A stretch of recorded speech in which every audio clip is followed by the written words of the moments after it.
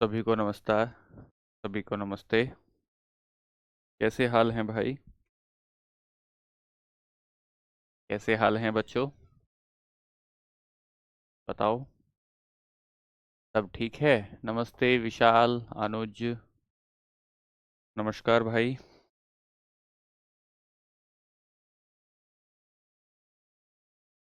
History के class पर क्या कह रहे हो कुलदीप भाई?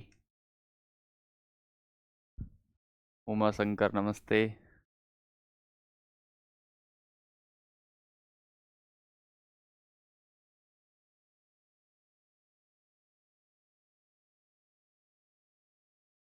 बताइए, आवाज आ रही है क्या बच्चों आप?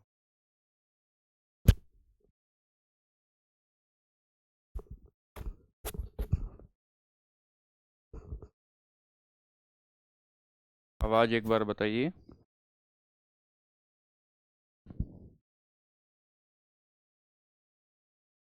आप लोगों के कमेंट नहीं दिखाई दे रहे हैं।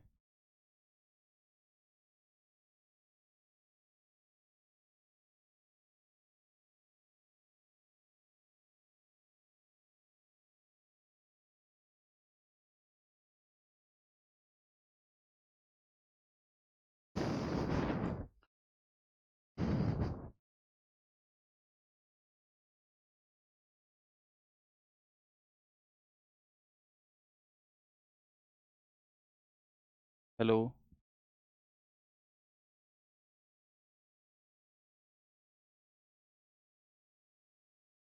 बच्चों, मेरे कमेंट, मेरी आवाज आप तक आ रही है क्या? एक बार बताइए।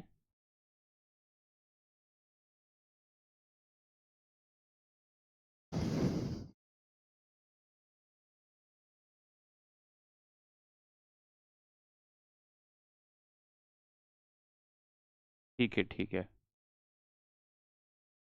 आ गए। अभी कहीं रुक गए थे कमेंट। राधे राधे। राधे राधे। ठीक है, ठीक है। ठीक है, मैं ठीक हूँ भाई। वो कमेंट रुक रहे थे किसी वजह से।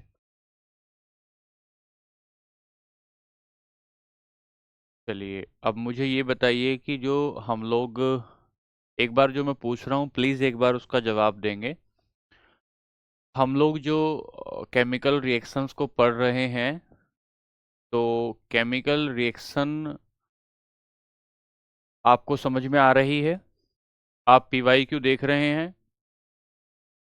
स्पीड बढ़ा दो, एक भाई कह रहे हैं। स्पीड सब चिंता मत करो, आप स्पीड की चिंता ना करो भैया। आप सिर्फ समझने की चिंता करो। आप चीज़ों को समझ जाएंगे तो स्पीड वगैरह की आप चिंता ना करें। ठीक है। एक बार बताइए, केमिकल रिएक्शन आपको समझ में आ रही है? और दूसरी बात ये है कि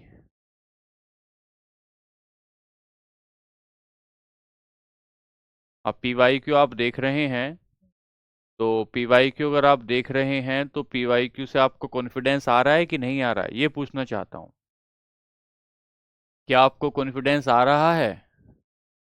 जो जिस बात का मैं सवाल पूछता हूँ उसका तो जवाब दें। ठीक है, ठीक है, बहुत बढ़िया। थैंक यू, थैंक यू, बहुत अच्छे, बहुत अच्छे। All okay, all okay. ठीक है, ठीक है, ठीक है। और ये जो इमेज वगैरह हमने लगाई है, इमेज वगैरह जो हम लगा रहे हैं, इससे आपको कुछ फायदा हो रहा है? इमेज वगैरह जो हम लगा रहे हैं, यहाँ पीडीएफ मिल जाएगा। इमेज वगैरह जो हम लगाकर समझाने की कोशिश कर रहे हैं, क्या इससे कोई फायदा मिल रहा है आपको? ये पूछना चाहता हूँ। ये जो हम इसमें मेहनत कर रहे हैं कि ताकि आपको समझ में आ जाए, चित्र लगा रहे हैं और कोशिश कर रहे हैं कि कोशिश कर रहे हैं कि थोड़ा सा बेहतर तरीके से आपको समझाया जाए, तो इसका कोई फायदा मिला आपको पहले की तुलना में? जब आप पहले पढ़ रहे थे और इमेजिनेशन के लेवल पे बात शायद उतनी नहीं आ रही थी, तो अब आपको उसका फायदा मिल रहा होगा। जहां तक है आपको उसका फायदा मिल रहा होगा, मेरा मानना ऐसा है। ठीक है। समझ में आ रहा है, ठीक है। लिखने का टाइम थोड़ा दें, ठीक है। दूसरी बात हो गई लिखने का टाइम। और पीडीएफ पीडीएफ मिल जाएगी, ठीक है।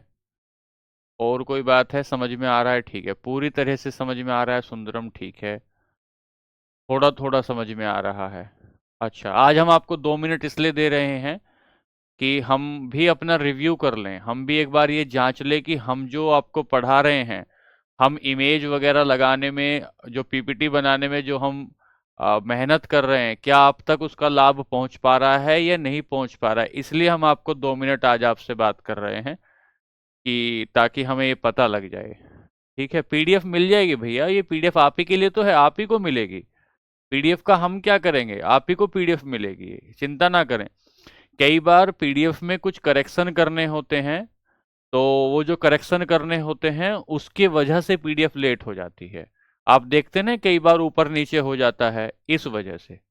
ठीक है, आपसे निवेदन एक ये है कि आप लोग अगर साथ साथ एनसीईआरटी पढ़ लोगे, और अगर मैं तो पीवाईक्यू करा ही रहा हूं, अगर आप पीवाईक्यू भी देख लेंगे, तो पीवाईक्यू और एनसीईआरटी अगर आप कर लेंगे, तो मेरा ऐसा विश्वास है कि इससे बाहर सवाल कम ही आएंगे। देखिए, सवाल तो कहीं से भी आ सकता है, कुछ भी आ सकता है। इतनी बड़ी बात कहना तो ठीक नहीं है कि यहीं से सब कुछ आएगा, लेकिन व्यक्ति की सीमाओं में जितनी बात होती है उस आधार पे हम कह रहे हैं कि यहां से बहुत सारी चीजें आपके कवर हो जाएंगी। ठीक है, चलिए फिर यहां से आगे बढ़ते हैं। ठीक है, अब आप जो है इधर यहाँ कमेंट लिखना बंद करें और थोड़ा समझने पर ध्यान दें। मैं 5 मिनट में आपको रिवीजन करा रहा हूं, ठीक है। चलिए आइए, तो हम लोग आगे बढ़ते हैं। और ये पीपीटी का जो प्रयोग है मेरे लिए भी नया प्रयोग है, तो मैं चाहता हूं कि मेरे भीतर भी सुधार आए और आपको भी इसका फायदा मिले। तो विस्थापन अभिक्रियाएं हमने कल देखी थी। विस्थापन अभिक्रियाओं में डेफिनेशन आपको रटने की जरूरत नहीं, मैं आपको सिर्फ इतना बताना चाहता हूं कि एक ये यौगिक है, एक ये तत्व है।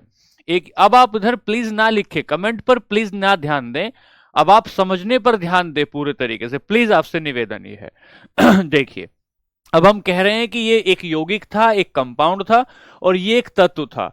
अभिक्रिया होने के बाद क्या हुआ है, ये जो मेम साहब हैं ये हरे वाले व्यक्ति के साथ आ गई हैं, चश्मे वाले व्यक्ति के साथ आ गई हैं, और ये जो पीली शर्ट के टाई वाले भैया हैं ये किनारे आ गए हैं।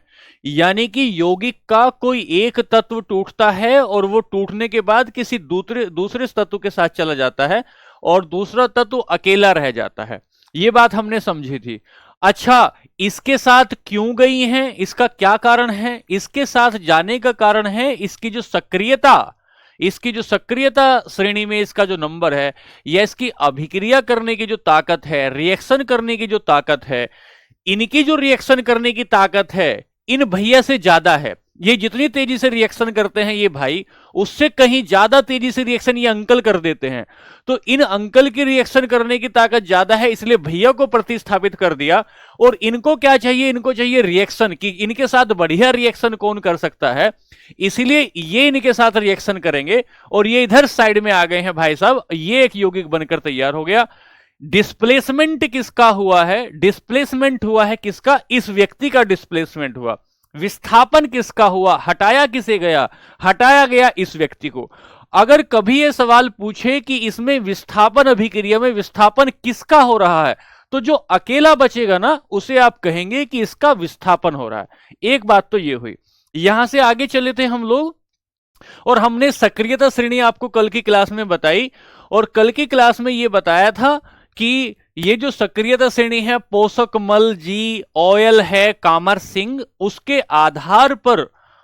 आधार पर हम सक्रियता श्रेणी को बनाते हैं।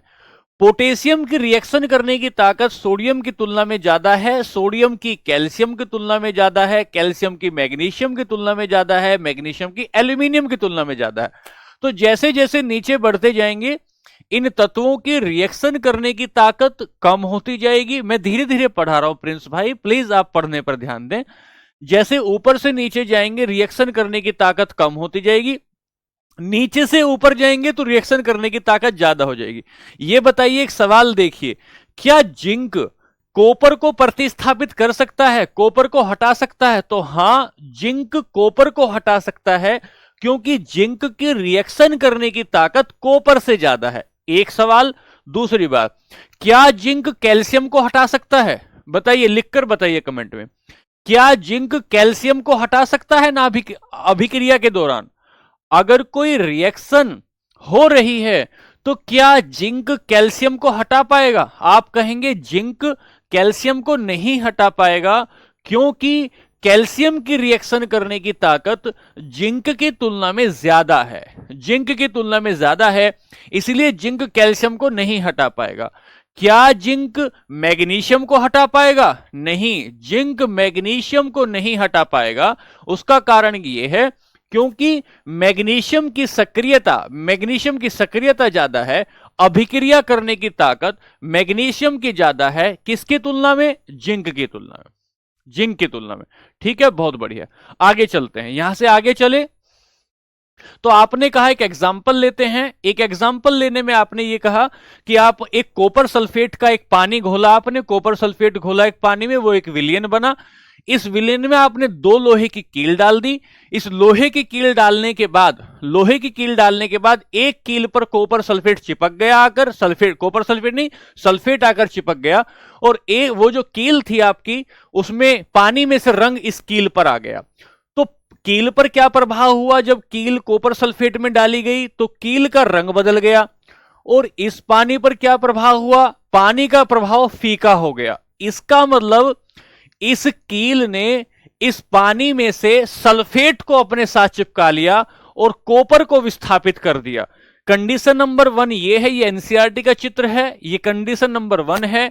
इस कंडीशन नंबर 1 में दूसरी स्थिति ये आई और इस पानी की स्थिति ये आई। ठीक है, बहुत अच्छे से, ठीक है।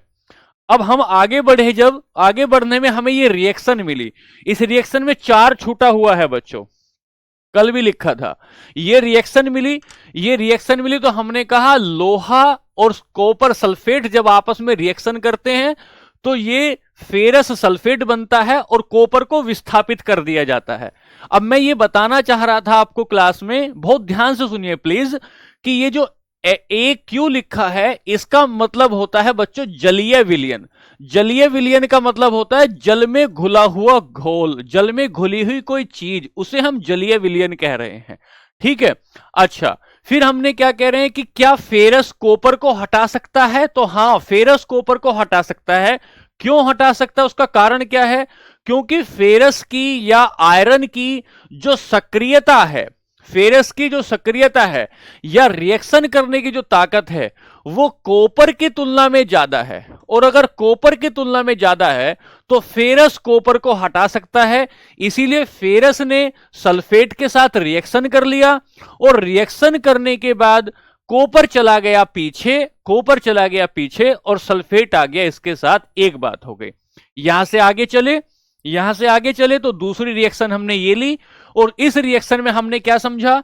इस रिएक्शन में हमने समझा कि जो जिंक है जब कॉपर सल्फेट के साथ रिएक्शन करेगा तो जिंक तो आ जाएगा सल्फेट के साथ और कॉपर हो जाएगा विस्थापित। तो अगर पूछा जाए कि विस्थापन किसका हो रहा है तो विस्थापन हो रहा है कॉपर, विस्थापन हो रहा है किसका? कॉपर का। बहुत सही, समझ में आई बात, ठीक है। तीसरा एग्जांपल हमने फिर लिया, देखो पीपीटी में फिर सुधार किया हमने।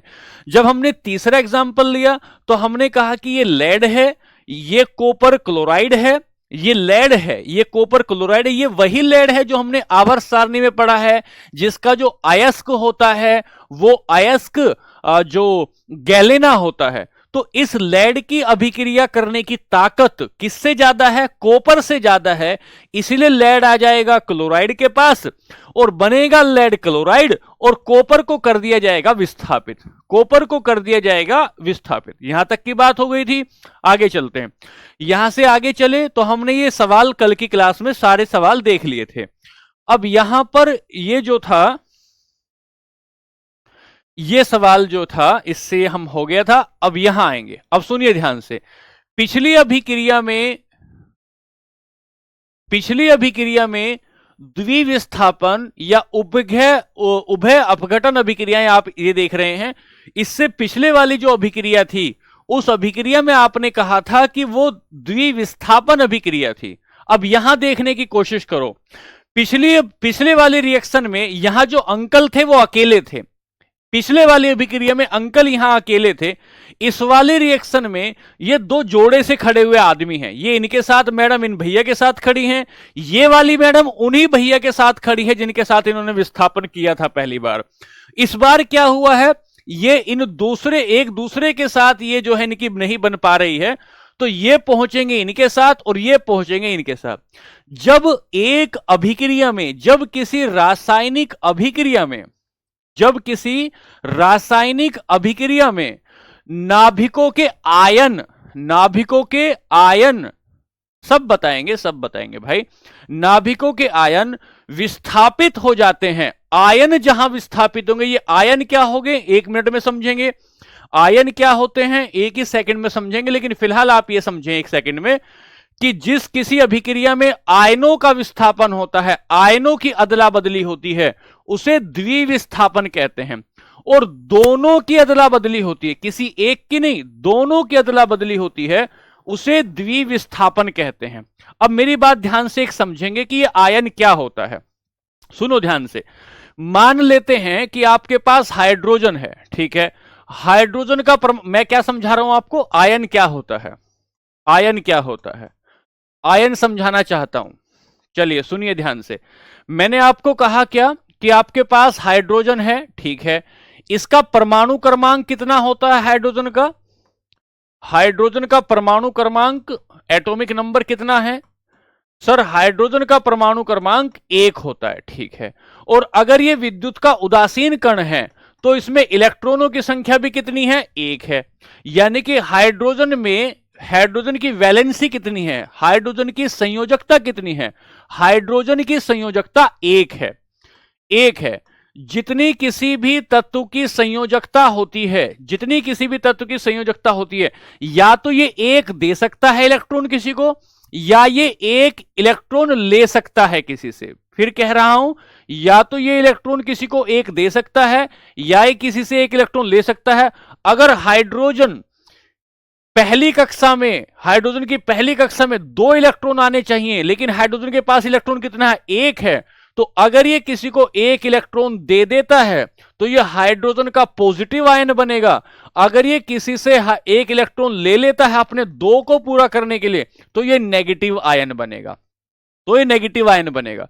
फिर मैं दोबारा से एक बार बताने की कोशिश कर रहा हूं कि हमने कहा कि ये हाइड्रोजन की जगह इस बार सोडियम ले लेते हैं, या लिथियम ले लीजिए, पहले मान लेते हैं लिथियम लिया। लिथियम का परमाणु क्रमांक 3 है। लिथियम की पहली कक्षा में कितने इलेक्ट्रॉन है, 2, और लिथियम की सबसे बाहर वाली कक्षा में इलेक्ट्रॉन कितने हैं, 1, ठीक है। अगर लिथियम ये 1 इलेक्ट्रॉन किसी को दे देता है तो इलेक्ट्रॉन पर कैसा चार्ज होता है, इलेक्ट्रॉन पर नेगेटिव चार्ज होता है। और अगर 1 इलेक्ट्रॉन इसने त्याग दिया तो इसकी संयोजकता पूरी हो जाएगी। क्यों, क्योंकि इसकी सबसे बाहर वाली कक्षा में 2 इलेक्ट्रॉन होने चाहिए और 2 ही इलेक्ट्रॉन हो गए, तो लिथियम पर पॉजिटिव चार्ज आ जाएगा, समझेगा। और अगर ये कहीं से इलेक्ट्रॉन लेता है तो इस पर नेगेटिव चार्ज आ जाता है। ये लिथियम, इसे क्या कहेंगे, इसे आयन कहेंगे, ये धनायन है। इसे ऋणायन कहेंगे, ये ऋणायन है। एक एग्जाम्पल और लूंगा, इन दोनों को हटाकर एक एग्जाम्पल और लूंगा। चलिए सुनिए ध्यान से। सर हम क्या कहते हैं, NaCl को लेते हैं, ठीक है, NaCl लिया। ये जो सोडियम है इसका परमाणु क्रमांक कितना है, 11, मतलब इसके इलेक्ट्रॉनों की संख्या कितनी है, 11। ये जो क्लोरीन है इसका परमाणु क्रमांक कितना है, 17, इसमें इलेक्ट्रॉनों की संख्या कितनी है, 17 इलेक्ट्रॉन है, ठीक है। अब ध्यान से देखिए, मैं सोडियम के इलेक्ट्रॉन भरना शुरू करूंगा। मैंने सोडियम के इलेक्ट्रॉन भरे, पहली कक्षा में 2 आ गए, अगली कक्षा में 8 आ गए, और अगले वाली कक्षा में 1 आया। संयोजकता सोडियम की कितनी हुई, 1 हुई, सोडियम की संयोजकता 1 हुई। अब हम लेते हैं क्लोरीन को।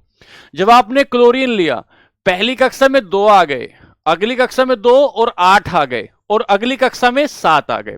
अब ये बताइए ध्यान से कि क्लोरीन को 1 लेना आसान है या 7 देना आसान है, बताइए। क्लोरीन को 1 देना आसान है, 7 देना आसान है, कि 1 लेना आसान है? इसको कितना चाहिए, अपना अष्टक पूरा करने के लिए क्लोरीन को 1 चाहिए। सोडियम को अपना अष्टक पूरा करने के लिए या तो एक दे दे या कहीं से सात ले ले, या तो कहीं से सात ले ले। इसलिए ज्यादा बेहतर क्या है कि क्लोरीन एक लेता है, क्लोरीन एक लेता है और सोडियम एक देता है। जैसे सोडियम ने एक इलेक्ट्रॉन त्याग दिया तो अब सोडियम पर पॉजिटिव चार्ज आ गया, क्योंकि ऋणायन को देने के बाद, इलेक्ट्रॉन को देने के बाद कौन सा चार्ज आता है? इलेक्ट्रॉन को, इलेक्ट्रॉन देने के बाद चार्ज कौन सा आया? पॉजिटिव चार्ज आया। और क्लोरीन के ऊपर चार्ज कौन सा आया? क्लोरीन के ऊपर चार्ज कौन सा आया? नेगेटिव चार्ज आया। क्यों? क्योंकि इसने क्या ले लिया? इसने इलेक्ट्रॉन को लिया है। अब ये जो हुए इन्हें आयन कहा गया, इन्हें आयन कहा गया। क्या मैं आपको समझा पाया कि आयन क्या होता है? इलेक्ट्रॉन को ग्रहण जो करेगा वो ऋणायन बनाएगा, उस पर नेगेटिव चार्ज आ जाएगा। इलेक्ट्रॉन को जो त्यागेगा वो धनायन बनेगा, उस पर धनात्मक चार्ज आ जाएगा। बात समझ रहे हैं? बात समझ पा रहे हैं? यहां से आगे चलते हैं, अब देखते हैं क्या कह रहे हैं। तो द्विविस्थापन अभिक्रिया में क्या होता है? द्विविस्थापन अभिक्रिया में यह होता है कि आयनों की अदला बदली होती है। अगर कोई पूछे कि द्विविस्थापन आयनों की बदला बदली कौन सी अभिक्रिया में होती है, तो हम कहेंगे कि आयनों की अदला बदली द्विविस्थापन अभिक्रिया में होती है। और यह एग्जाम्पल के तौर पे आपने देखा। चलिए अब हम यहां पर कुछ आयन देखेंगे। आयन क्या होता है? तो हमने बताया कि आयन आवेशित कण होते हैं जिन पर नेगेटिव चार्ज होता है या जिन पर पॉजिटिव चार्ज होता है। कैटायन बोलते हैं, एनायन बोलते हैं। अगर किसी भी तत्व ने धारण किया है किसी भी इलेक्ट्रॉन को, अपने पास इलेक्ट्रॉन लिया है, तो अपने पास इलेक्ट्रॉन लेने से इसके ऊपर ऋणायन आ गया है और इलेक्ट्रॉन को त्याग देने से इसके ऊपर धनायन आ गया है। इसी को हम आयन कहते हैं, इसी को धनायन या इसी को ऋणायन कहते हैं। बताइए, ऋणायन और धनायन बात समझ में आई? आगे चलें, यहां से आगे चलेंगे तो आपको मिलेगा कि पोटेशियम क्लोराइड का एग्जाम्पल लेंगे। देखिए पोटेशियम क्लोराइड, अगर आप पोटेशियम का परमाणु क्रमांक देखेंगे तो इसका परमाणु क्रमांक 19 है। 19 को जब आप भरना शुरू करेंगे तो 2 आ गए, 2 और 8 10 आ गए, 10 और 8 18 आ गए। सबसे बाहर वाली कक्षा में 1 होगा। क्लोरीन का कितना है? क्लोरीन का कितना है? क्लोरीन का 17 है। तो क्लोरीन का भरने के लिए 2 आ गए, 2 और 8 10 आ गए, 10 और 7 17 आ गए। तो क्लोरीन क्या करता है? क्लोरीन एक अपने ऊपर लेता है, इलेक्ट्रॉन को, एक इलेक्ट्रॉन को लेगा। अगर एक इलेक्ट्रॉन को लेगा तो इसका पर नेगेटिव चार्ज आ जाएगा और ये एक इलेक्ट्रॉन को त्यागता है, ये एक इलेक्ट्रॉन को त्यागता है तो इसके ऊपर धनायन चार्ज आ जाएगा। इसीलिए ये पोटेशियम जो होगा ये पॉजिटिव चार्ज आ रहा है, ये धनायन है, और जो क्लोरीन है ये ऋणायन है। ये क्लोरीन जो है ये ऋणायन है। बात समझ में आया कि नहीं? बात समझ में आई भाई? ऋणायन और धनायन की बात समझ में आई क्या? चलिए एक बार बता दीजिए, ऋणायन और धनायन की बात समझ में आई है क्या?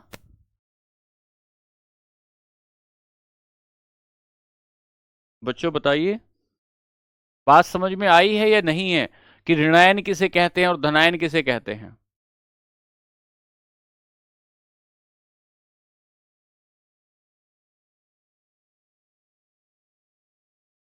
आयन किसे कहते हैं बात समझ में नहीं आई? आयन किसे कहते हैं?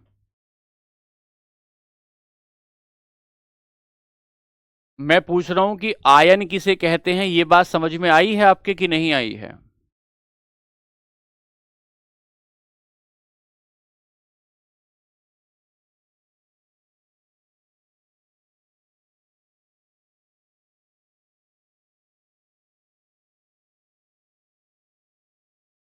क्या आयन को दोबारा बताऊं?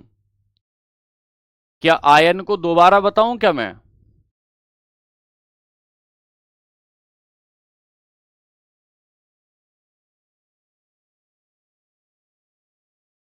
क्लास रुक रही है शायद। हाँ, अगर ये अगर कोई जो आयन है, यदि कोई यदि कोई तत्व, अगर कोई तत्व इलेक्ट्रॉन को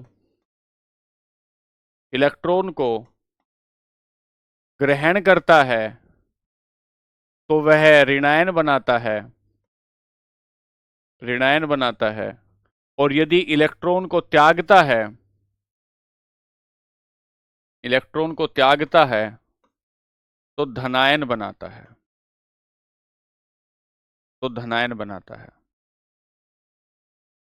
ये हम लोग कह रहे हैं। ये हम लोग, क्लास थोड़ा पीछे चल रही है, मैं कुछ पूछता हूं और उत्तर किसी और बात का मिलता है।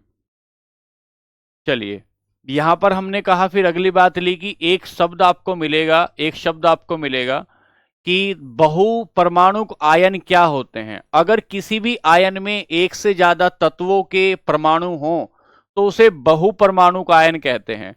जैसे आपने कहा कि ये ऑक्सीजन है और ये हाइड्रोजन है, इसे आप हाइड्रोक्साइड कहते हैं। जब आप इसे हाइड्रोक्साइड कहते हैं तो इसके ऊपर मान लेते हैं ऋणायन है, तो ऋणायन का मतलब है कि ये बहु परमाणुक आयन है। एक परमाणु इसमें ऑक्सीजन का है, एक परमाणु इसमें हाइड्रोजन का है। जब एक से ज्यादा तत्वों के परमाणुओं पर नकारात्मक या सकारात्मक चार्ज होता है, तो इसे हम लोग धनायन या ऋणायन कहते हैं।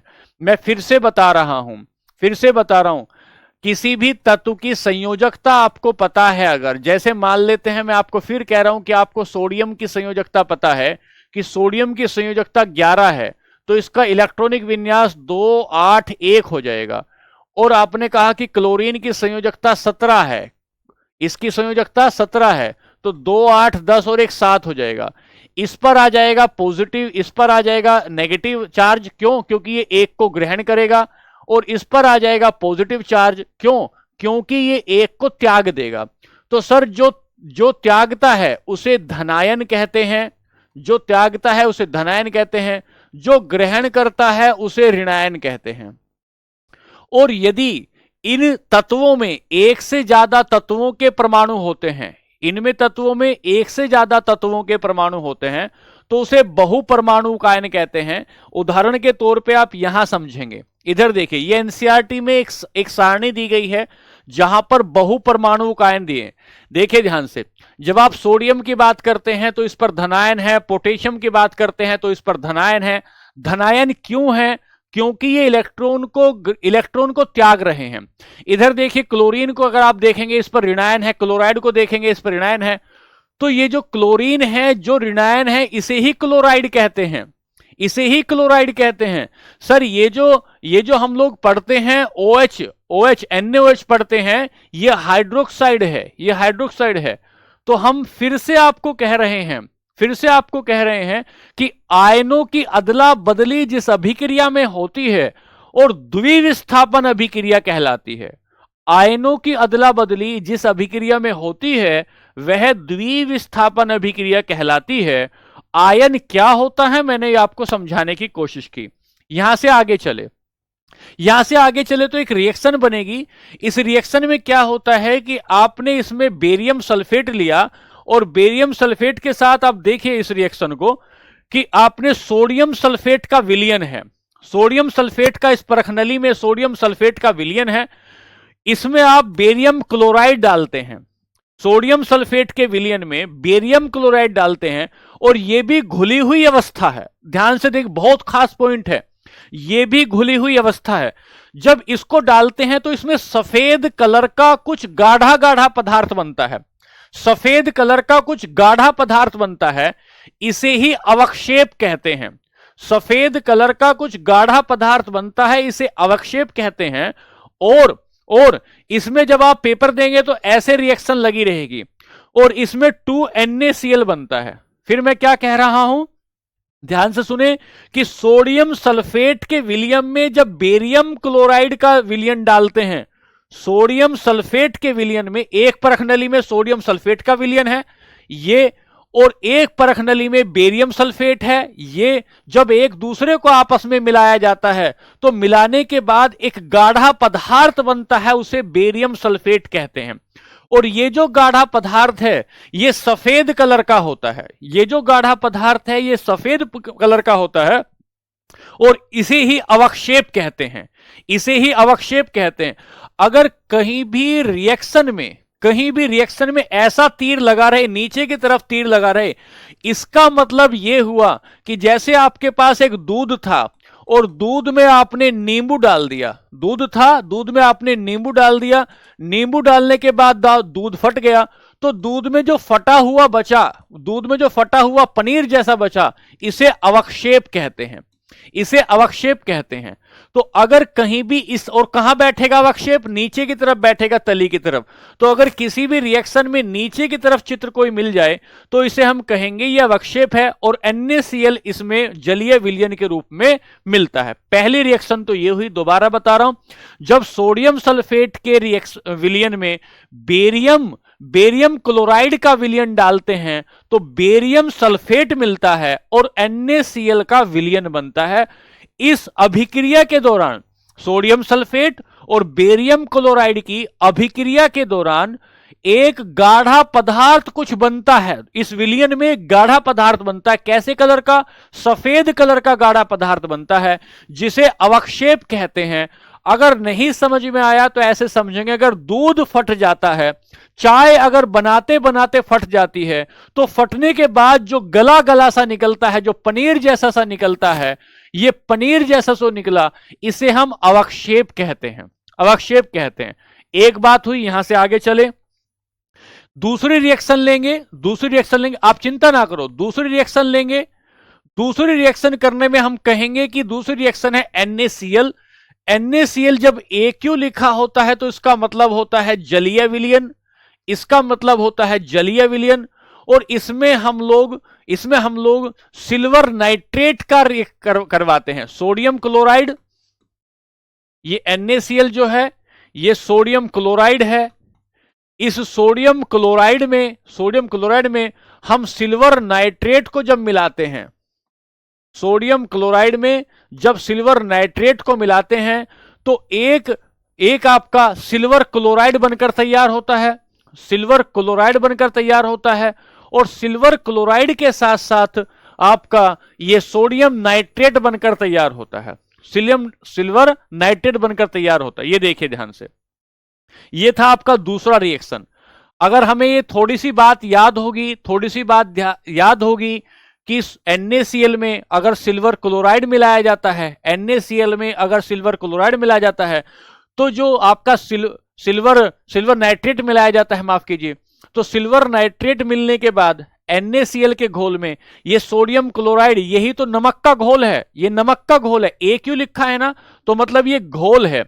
नमक के घोल में जब सिल्वर नाइट्रेट को मिलाया जाता है, ये सिल्वर नाइट्रेट कौन सा है?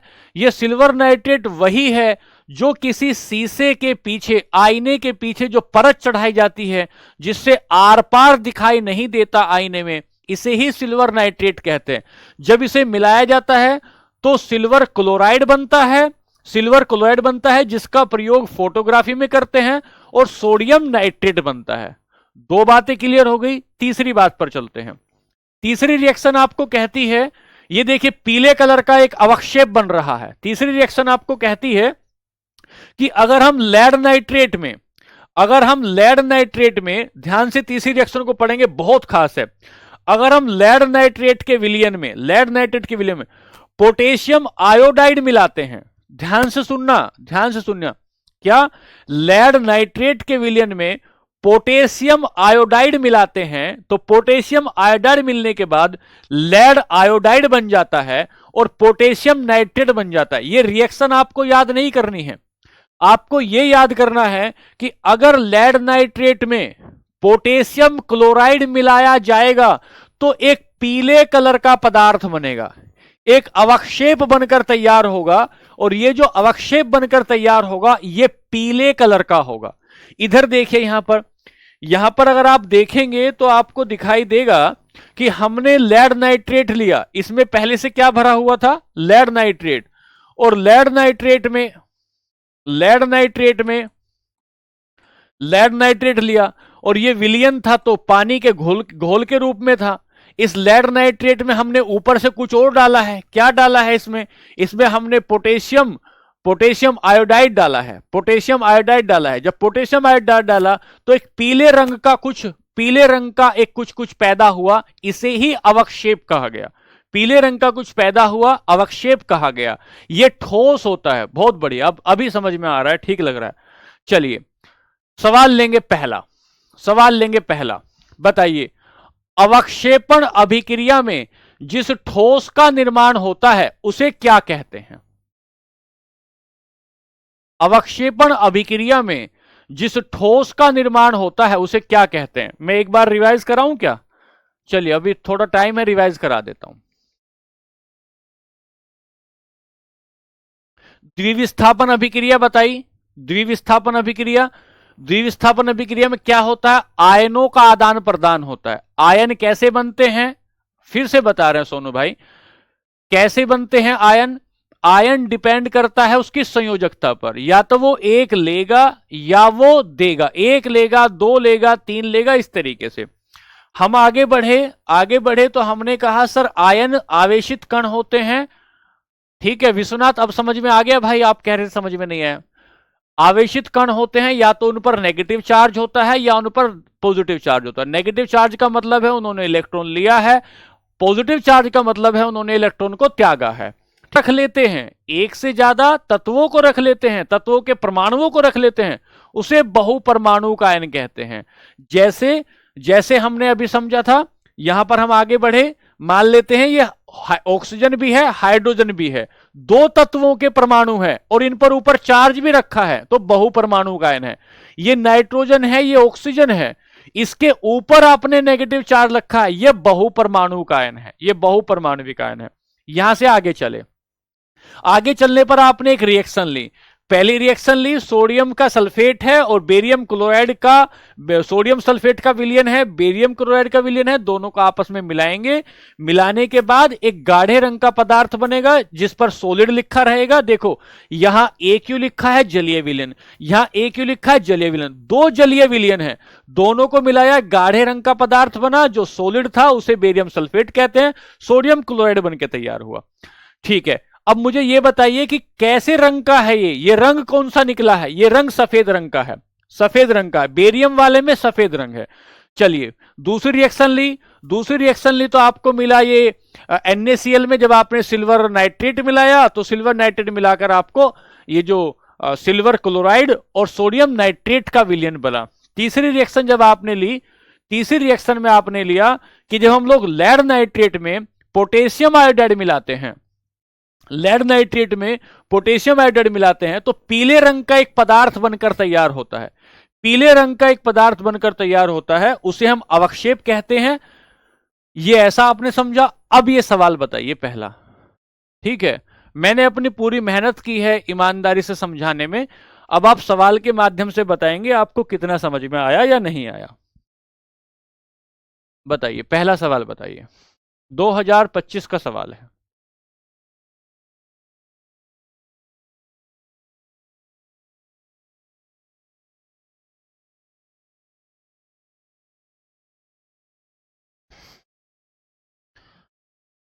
बताइए, पहला सवाल बताइए।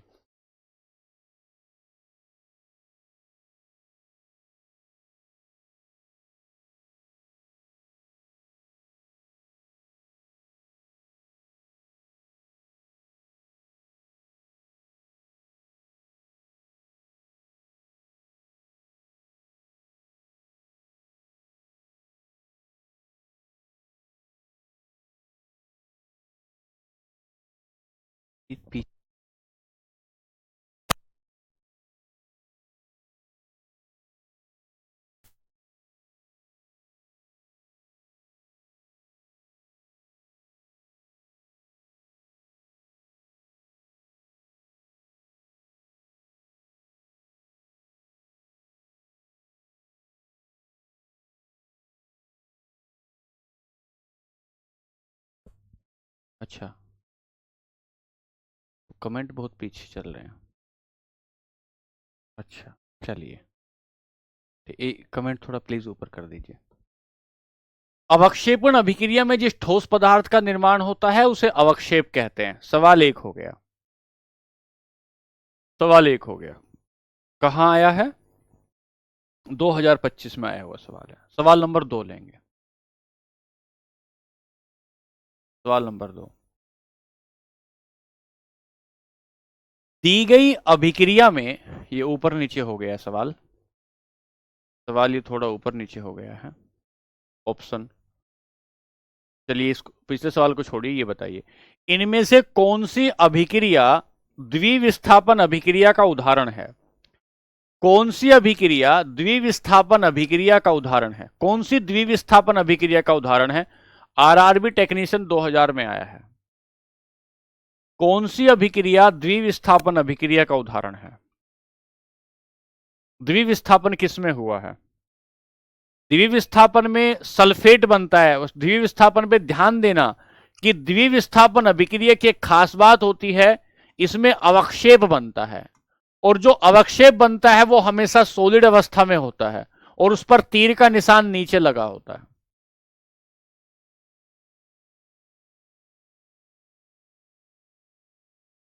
तो सोडियम सल्फेट, बेरियम क्लोराइड आपस में रिएक्शन करेंगे। रिएक्शन करने के बाद सोडियम क्लोराइड और बेरियम सल्फेट ये बनकर तैयार होगा। ये आपका सॉलिड है तो ये अवक्षेप है। अगर ये अवक्षेप है तो नीचे बैठेगा, नीचे बैठेगा। ठीक है, चलिए दूसरा लेते हैं। तीसरा सवाल लेंगे। तीसरा सवाल क्या कहता है? जब बेरियम क्लोराइड सोडियम सल्फेट के साथ अभिक्रिया करता है, आरआरबी टेक्नीशियन का ये सवाल है। ये थोड़ा सा ऑप्शन में ऊपर नीचे हुआ है, मैं आपको दिखा देता हूं। ये ए ऑप्शन है, ये बी ऑप्शन है, ये सी ऑप्शन है यहां, और ये डी ऑप्शन है यहां। ठीक है, ऐसे ऑप्शन देने, ये ऊपर नीचे की जगह ऐसे आ गए हैं। जब बेरियम क्लोराइड सोडियम के सल्फेट के साथ अभिक्रिया करता है तो कौन सा उत्पाद बनता है? ये पोटेशियम आयोडाइड की, पोटेशियम आयोडाइड की जब अभिक्रिया होती थी तो पीला अवक्षेप बनता था। किसका? लेड आयोडाइड का। पीला तो नहीं बनता, इसमें तो श्वेत श्वेत अवक्षेप बनता है। श्वेत अवक्षेप बनता है, व्हाइट अवक्षेप बनता है। डी, बहुत बढ़िया नवनीत भाई, डी डी श्वेत अवक्षेप बनता है। बहुत अच्छे, बहुत शानदार, बहुत शानदार। अगला सवाल लेंगे। ये थोड़ा ऑप्शन आगे नीचे हो गए हैं, आप ध्यान देंगे। जब लोहे की कील को कॉपर सल्फेट के विलयन में डुबाया जाता है, जब लोहे की कील को कॉपर सल्फेट के विलयन में डुबाया जाता है तो कौन सा पदार्थ विस्थापित होता है? FeSO4 plus copper. कौन सा पदार्थ विस्थापित होता है ये पूछता है। पहला ऑप्शन कॉपर, दूसरा कॉपर सल्फेट। आरआरबी एएलपी 2024 का सवाल है। सल्फेट है या आयरन है, कौन सा विस्थापित होता है?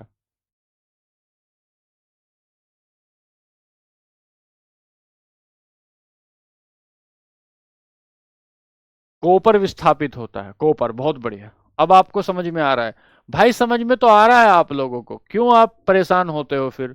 सब तो समझ में आ रहा है तुम्हें, ऑप्शन ठीक तो जवाब दे रहे हो सभी लोग, फिर क्यों इतना परेशान हो जाते हो? अगला सवाल लेंगे। अगला सवाल ये कहता है, जब कोई छात्र दूध में नींबू की कुछ बूंदे डालता है तो कौन सी अभिक्रिया होती है? ये ऑप्शन मैं ठीक करवा दूंगा, इसकी चिंता मत करना। ग्रुप डी 2022 का सवाल है। जब कोई छात्र दूध में नींबू की कुछ बूंदे डालेगा तो क्या उसमें विस्थापन अभिक्रिया होगी, या उसमें जल अपघटन अभिक्रिया होगी, या उसमें अवक्षेपण अभिक्रिया होगी, या उसमें संयोजन अभिक्रिया होगी, या उसमें संयोजन अभिक्रिया होगी भाई। जब कोई व्यक्ति, बहुत सारे बच्चों का समझ में आया है। मुझे तो ऐसा लगता है कि ये केमिकल रिएक्शन आपको सबसे ज्यादा अच्छे से समझ में आया होगा। जितने भी चैप्टर मैंने पढ़ाया है उसमें सबसे ज्यादा आपको केमिकल रिएक्शन मुझे लगता है ज्यादा अच्छे समझ में आया होगा। अगला सवाल लेते हैं। चलिए, ये जो सल्फेट है और ये बेरियम है, सल्फेट है और बेरियम है। सल्फेट से और बेरियम की अभिक्रिया से बेरियम सल्फेट बनता है। हाँ, बेरियम सल्फेट बनता है। बेरियम सल्फेट क्या बनता है? बेरियम सल्फेट क्या है? तो बेरियम सल्फेट एक प्रकार का अवक्षेप है। ठीक है। कैसे रंग का अवक्षेप है? ये सफेद रंग का एक अवक्षेप है। इसकी प्रकृति कैसी होती है? इसकी प्रकृति कैसी होती है? इसका नेचर कैसा होता है? पहला, क्या ये ब्लैक क्रिस्टल होता है? क्या ये लाल चूर्ण होता है? क्या ये जल में अविलेय होता है? या ये जल में विलेय होता है? जल में घुलने वाला होता है या जल में नहीं घुलने वाला होता है?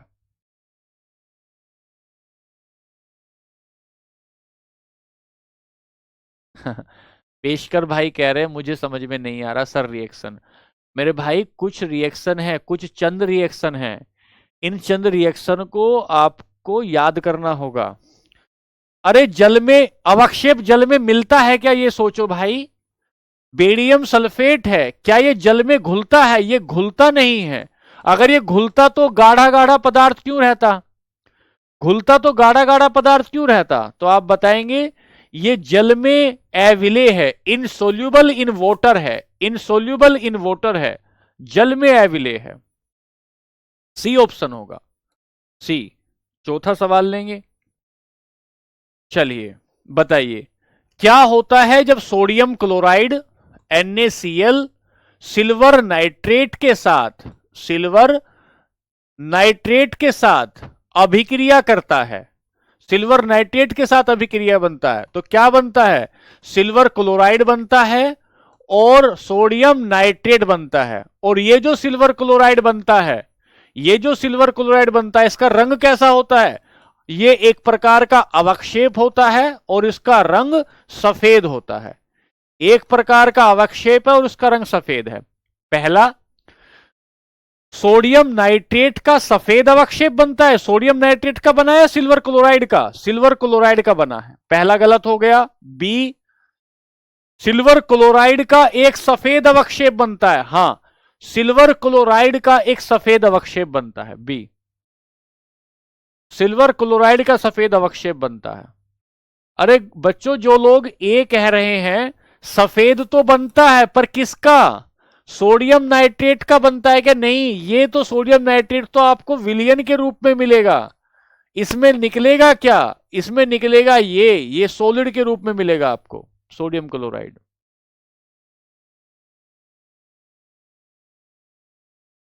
चलिए तीसरा सवाल, अगला सवाल लेंगे। अवक्षेपण अभिक्रियाएं, ये सारे के मैं आपको ठीक करवा दूंगा, पता नहीं किस वजह से ये ऐसा हुआ है। अवक्षेपण अभिक्रियाएं एक विशिष्ट श्रेणी की होती हैं। क्या इन्हें रोडोक्स अभिक्रिया कहते हैं? क्या इन्हें संयोजन अभिक्रिया कहते हैं? क्या इन्हें द्विविस्थापन अभिक्रिया कहते हैं? या इन्हें अपघाटन अभिक्रिया कहते हैं? सर क्या सारे जल में कुछ भी नहीं घुलेगा विश्वनाथ भाई, क्योंकि अवक्षेप हमेशा सॉलिड होता है। अवक्षेप हमेशा विश्वनाथ सॉलिड होता है भाई। अगला सवाल लीजिए। अवक्षेपण की अभिक्रिया कौन सी अभिक्रिया होती है? ध्यान देंगे, अवक्षेपण होगा ही कहां? होगा ही कहां? द्विविस्थापन अभिक्रिया में। द्विविस्थापन अभिक्रिया में होगा। अगला सवाल, लेड नाइट्रेट को जब गर्म करते हैं तो इनमें से कौन, ये सवाल पहले बता चुका हूं मैं आपको। लेड नाइट्रेट को जब गर्म करते हैं तो इनमें से कौन सा पदार्थ बनता है? लेड नाइट्रेट को जब हम गर्म करते हैं, लेड नाइट्रेट को जब हम गर्म करते हैं तो गर्म करने पर क्या क्या बनेगा? लेड ऑक्साइड बनेगा पहला, नाइट्रोजन डाई ऑक्साइड बनेगा दूसरा। लेड नाइट्रेट को जब आप गर्म करेंगे तो इसमें लेड ऑक्साइड बनेगा, नाइट्रोजन डाई ऑक्साइड बनेगा। ये जो नाइट्रोजन डाइऑक्साइड बनता है, पिछली क्लास में पढ़े हैं कि ये भूरे रंग का धुआं छोड़ता है। भूरे रंग का धुआं छोड़ता है। तो बनेगा क्या? Lead oxide. Lead oxide, lead oxide, lead oxide बनेगा। हाँ कृष्ण पाल, ले लिया भाई तुम्हारा नाम। ले लिया भाई तुम्हारा नाम। चिंता ना करो भैया। अगला सवाल बताना है। ये सवाल आपका 2022 में ग्रुप डी में आया है। ग्रुप डी 2022 का सवाल है। क्या सवाल है कि ये जो अभिक्रिया दी गई है ऊपर सोडियम सल्फेट की, बेरियम क्लोराइड की, और इससे बनकर क्या तैयार हो रहा है, बेरियम सल्फेट जो अवक्षेप के रूप में है, सोडियम क्लोराइड बनकर तैयार हो, किस प्रकार की अभिक्रिया है ये किस प्रकार की अभिक्रिया है?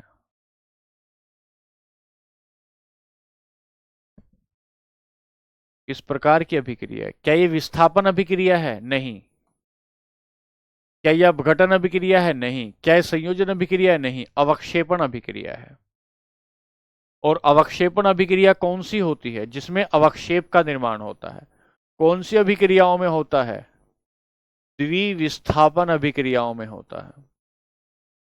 अवक्षेप का निर्माण कौन सी अभिक्रियाओं में होता है? द्विविस्थापन अभिक्रियाओं में होता है। डबल डिस्प्लेसमेंट में होता है। डबल डिस्प्लेसमेंट में होता है। जब लेड नाइट्रेट को पोटेशियम आयोडाइड के साथ गर्म किया जाता है, जब लेड नाइट्रेट को पोटेशियम आयोडाइड के साथ गर्म किया जाता है, तो गर्म करने के बाद potassium lead chloride lead iodide बनता है। लेड आयोडाइड बनता है। लेड आयोडाइड बनता है। लेकिन मैं क्या कहना चाहता हूं कि तो अवक्षेप जो बनेगा, अवक्षेप जो बनेगा वो किसका बनेगा? ये अवक्षेप बनेगा। ये अवक्षेप बनेगा। पीले रंग का लेड आयोडाइड, पीले रंग का लेड आयोडाइड, पीले रंग का लेड आयोडाइड। बहुत बढ़िया, बहुत अच्छे। कई सारे बच्चों को बहुत अच्छे से समझ में आ रहा है। कुछ बच्चे हैं जिन्हें नहीं समझ में आ रहा। भाई आप भी कोशिश करो समझने की। मैं फिर बार बार दो दो तीन तीन बार कोशिश कर रहा हूं आपको समझाने की। आप भी कोशिश करिए तो आपको भी समझ में आ जाएगा। चिंता ना करें, घबराएंगे नहीं, डरेंगे नहीं, ऐसा नहीं सोचेंगे। जो कुछ रिएक्शन मैं आपको दे रहा हूं, अरे कितनी हजारों रिएक्शन हो सकती हैं। हमें क्या करना है? रसायन शास्त्री थोड़ी बनना है भाई। हमारा पेपर पास हो जाए इस चैप्टर से, बात यह है। अगर लेड नाइट्रेट को ग्रुप डी 2022 में लेड नाइट्रेट को पोटेशियम आयोडाइड के बीच अभिक्रिया कराते हैं, अभिक्रिया कराते हैं, तो ये अभिक्रिया कौन सी अभिक्रिया कहलाती है? अपघटन अभिक्रिया है क्या? नहीं। विस्थापन अभिक्रिया है क्या? नहीं। संयोजन है क्या? नहीं। द्विविस्थापन अभिक्रिया है। द्विविस्थापन अभिक्रिया है। अगला सवाल लेंगे। चलिए, अवक्षेपण अभिक्रिया में, अवक्षेपण अभिक्रिया के बारे में कौन सा कथन सही है? पहला, इसमें केवल विलेय विलयन बनता है। पहला, विलेय विलयन बनता है क्या? क्या अवक्षेपण विलेय होता है? नहीं, अविलेय होता है। इसमें एक अविलेय लवण बनता है। हां। हाइड्रोजन गैस बनती है? नहीं, केवल हाइड्रोजन गैस नहीं बनती है। केवल जल बनता नहीं, एक अविलेय लवण बनता है, जिसे क्या बोलते हैं? जिसे अवक्षेप बोलते हैं। जिसे अवक्षेप बोलते हैं।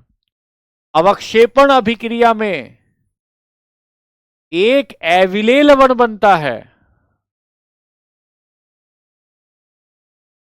आखिरी सवाल लेते हैं। आखिरी सवाल। चलिए, lead nitrate 2022 group D, lead nitrate को पोटेशियम आयोडाइड के साथ मिलाएंगे तो इनमें से किस रंग का अवक्षेप बनेगा? इनमें से किस रंग का अवक्षेप बनेगा? बताइए।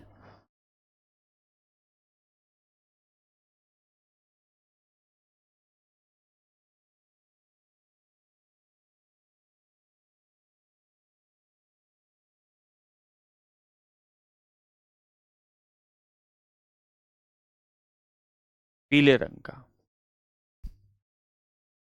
अब मुझे एक बार बताइए, आप लोग पहले आपके जवाब नहीं आ रहे थे, जल्दी से बताइए कि अब ये आपको पीपीटी से जो हम लोग करने की कोशिश कर रहे हैं, ये आपको ठीक लग रहा है? ठीक समझ में आ रही हैं चीजें? हाँ बच्चों बताइए, तेजी से बताइए, 1 मिनट में फिर अगली क्लास का वक्त हो रहा है।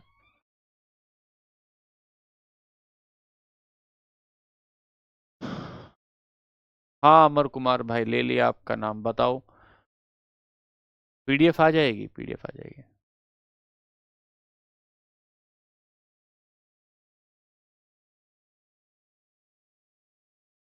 ठीक है, अब आपको समझ में आ रहा है क्या? मैं आपसे ये पूछना चाहता हूँ। चंदन भाई कह रहे हैं मुझे समझ में नहीं आ रहा है।